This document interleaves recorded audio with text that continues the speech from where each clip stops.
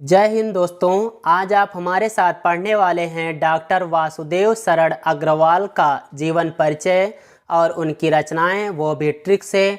तो आइए सबसे पहले देख लेते हैं इनका जीवन परिचय। डॉक्टर वासुदेव शरण अग्रवाल का जन्म सन 1904 ईस्वी में मेरठ जिले के खेड़ा नामक ग्राम में हुआ था। इनके माता पिता लखनऊ में रहते थे, इसलिए इनका बचपन लखनऊ में ही बीता। आइए इतना समझ लेते हैं। दोस्तों, बताया गया अग्रवाल जी का जन्म 1904 ईस्वी में हुआ।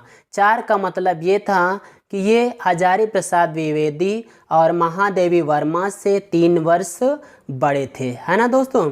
और इनके माता पिता मेरठ जिले के रहने वाले थे, लेकिन रहते थे लखनऊ में ही, इसलिए अग्रवाल जी का बचपन लखनऊ में बीता और लखनऊ में ही रहकर इन्होंने अपनी प्रारंभिक शिक्षा भी प्राप्त की। आइए आगे बढ़ते हैं।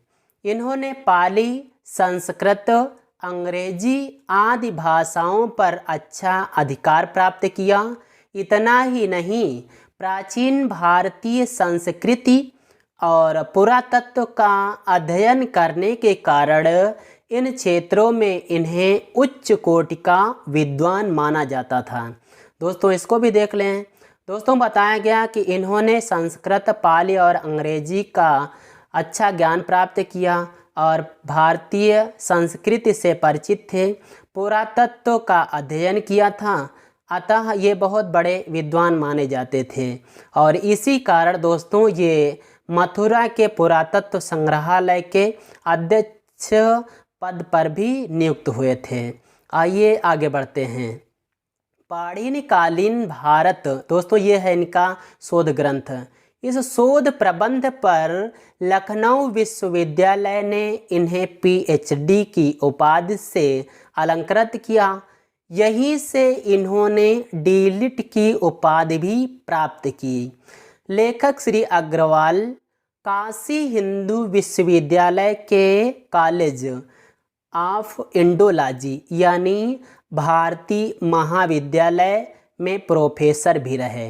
दोस्तों, ये वहीं पर कार्य करते रहे और अपने कवि कर्म को भी निभाते रहे। तो इस प्रकार प्रतिभा के अनुपम धनी हिंदी के इस प्रसिद्ध साहित्यकार का सन 1967 ईस्वी में निधन हो गया।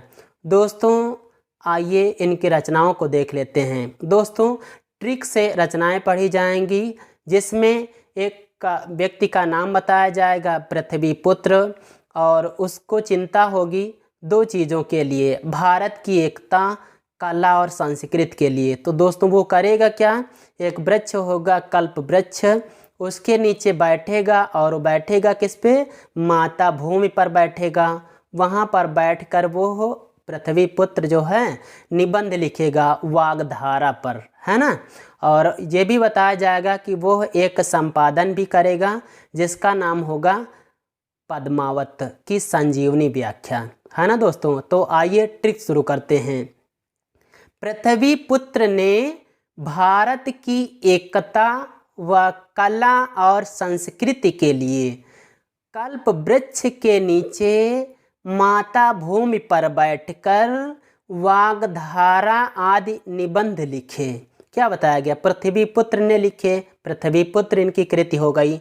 भारत की एकता और दूसरी बताई गई है रचना कला और संस्कृति, ये दोनों भी इनकी कृतियां हैं। वहाँ पर उसके लिए क्या किया? कल्प वृक्ष के नीचे बैठे और किस पे बैठे? माता भूमि पर। तो ये माता भूमि भी हो गई। और निबंध लिखे थे इन्होंने वागधारा। निबंध लिखने का मतलब दोस्तों यहाँ पर ये हुआ कि ये इससे पहले जितनी भी रचनाएं बताई गई ये इनके निबंध हैं। निबंध ही नहीं दोस्तों, ये निबंध संग्रह हैं। तो इस प्रकार से आपने इतने निबंध याद कर लिए। कितने याद किए? पृथ्वी पुत्र, भारत की एकता, कला और संस्कृति, कल्प वृक्ष, माता भूमि, वागधारा। अभी और भी बढ़ते हैं। और जायसीकृत, चूँकि वहाँ पर निबंध लिखे और भी कुछ किया ना, और जायसीकृत पद्मावत की संजीवनी व्याख्या का संपादन किया। जायसीकृत पद्मावत की संजीवनी व्याख्या, दोस्तों यह भी इनका एक संपादन ग्रंथ है। तो दोस्तों इस प्रकार से इनकी ट्रिक पूरी हुई और इसको आप 2-3 बार उच्चारण करेंगे, यह क्लियर हो जाएगी, है ना दोस्तों। तो आइए चलते हैं। जय हिंद।